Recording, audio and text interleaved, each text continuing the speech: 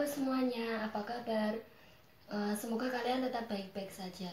Nah, oh iya, jangan lupa untuk kalian jaga kesehatan, sering-sering cuci tangan. Kalau misalnya kalian keluar rumah, jangan lupa saat pulang, sebelum masuk rumah kita harus cuci tangan terlebih dahulu.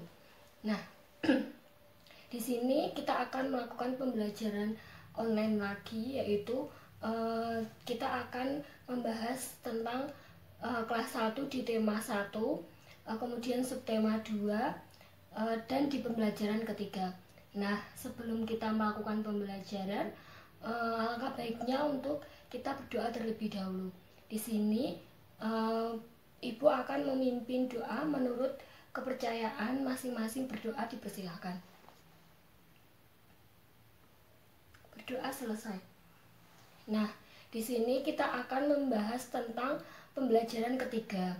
Nah, di pembelajaran ketiga itu terdiri dari 3 muatan, yaitu ada muatan bahasa Indonesia, ada muatan matematika, dan juga ada muatan PKN-nya. Nah, di muatan bahasa Indonesia itu kita akan membahas tentang kegiatan membaca permulaan. Kemudian untuk yang matematika itu menghitung bilangan cacah. Kemudian yang PKN itu tentang aturan kegiatan sehari-hari di rumah. Nah, di sini kita akan mempelajari 3 muatan materi tersebut. Jadi ini adalah gambar posisi duduk saat membaca. Nah, menurut kalian dari ketiga foto tersebut, posisi duduk saat membaca yang paling benar itu menurut kalian yang mana? Benar sekali, yang ada tanda centangnya. Kenapa? Karena dalam posisi duduk saat membaca itu harus dengan posisi yang tegak. Kemudian jarak mata ke buku itu juga harus 30 cm. Itu untuk menjaga mata kita agar tetap sehat. Nah, ini jarak dari mata ke buku saat membaca. Kalian tidak boleh pada saat membaca itu dengan tiduran itu tidak boleh. Dengan posisi duduk tetapi dengan jarak mata ke buku tidak 30 cm itu juga tidak boleh. Begitu ya.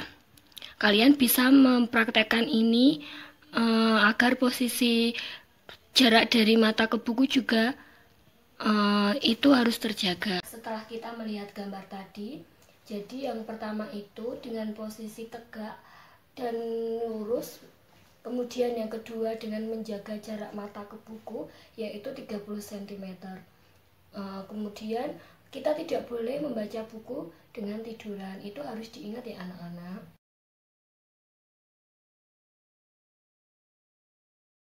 Untuk materinya nanti akan ibu guru akan share di Google Classroom. Selanjutnya itu tentang kegiatan sehari-hari di rumah itu apa saja sih yang kalian lakukan.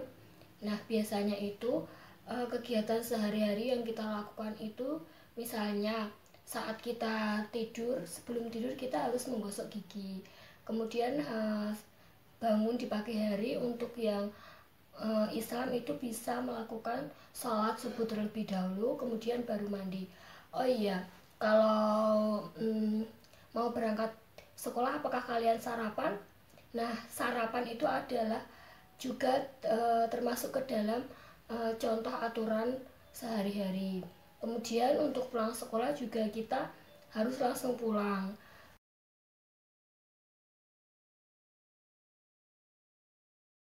Nah, ini adalah salah satu teks, yaitu tentang kegiatan sehari-hari di rumah. Hari sudah gelap, malam telah tiba. Siti harus tidur dengan lelap agar badan menjadi sehat. Besok bangun pagi-pagi, besok Siti ke sekolah. Nah, ini adalah salah satu contoh kegiatan sehari-hari yang dilakukan oleh Siti. Kalian bisa menuliskan contoh kegiatan sehari-hari yang biasa kalian lakukan, kemudian ditulis dalam buku tulis. Jadi, dari teks bacaan tersebut itu pertama yang dilakukan Siti adalah menggosok gigi sebelum tidur. Kemudian yang kedua, Siti tidur. Dan yang ketiga, bangun pagi-pagi sebelum berangkat sekolah. Siti memakai seragam sekolah. Nah, itu adalah salah satu contoh kegiatan aturan sehari-hari yang dilakukan di rumah. Jadi dalam matematika kita sudah bisa menghitung, yaitu yang pertama tadi seperti contoh mengurutkan kegiatan sehari-hari itu. Kita juga menghitung yang pertama, misalnya kita bangun tidur, mandi, itu sudah termasuk dalam matematika yang dengan menghitung bilangan caca. Nah, di sini jadi kita di sini mempelajari tentang materi yang pertama, yaitu membaca permulaan dengan posisi yang benar, yaitu dengan badan tegak dan jarak mata ke buku itu harus 30 cm. Kemudian yang kedua yaitu tentang aturan kegiatan sehari-hari yang dilakukan di rumah oleh Siti.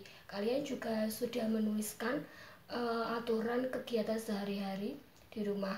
Kalian bisa share kegiatan kalian di rumah itu apa saja di Google Classroom. Nanti Ibu akan membaca satu persatu dari tugas kalian. Sekian materi yang bisa Ibu sampaikan di pertemuan kali ini. Jangan lupa tetap di rumah, jaga kesehatan, itu adalah yang nomor satu. Sebelum kita mengakhiri pembelajaran hari ini, sebaiknya kita berdoa terlebih dahulu. Berdoa dipersilahkan. Berdoa selesai. Selamat siang semuanya.